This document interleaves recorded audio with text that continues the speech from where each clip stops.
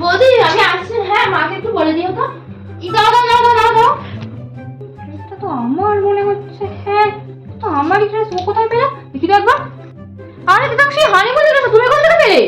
আলমারি থেকেই তো পেয়েছি। তুমি যেদিন প্রথম পড়েছিলে আমার খুব ভালো লেগেছিল, কবে ভাবছিলাম পড়বো পড়বো, ফাইনালি পড়ে নিয়েছি। আমার আজকে একটা বন্ধুর জন্মদিন আছে, তাই জন্য আমি এটা পড়ছি। টাটা।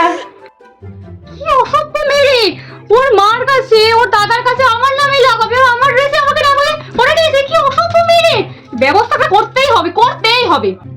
মজাটা আমি এবার দেখাবো, তোমার সব জামা প্যান্ট গুলো কেটে দেবো। এবার তুমি ওই একই জামা প্যান্ট সারাদিন বসে থাকো, দেখি তুমি কি করে চেঞ্জ করো বাড়ি এসে, দেখাচ্ছি। জামাটা পরেছিলাম তো, এবার একটু খুলতে পারলে এসে রুমে বসলে খুব শান্তি হবে। যাই ঘরে যাই। এখানে তো মার শাড়ি, আমার জামাগুলো কোথায় গেল?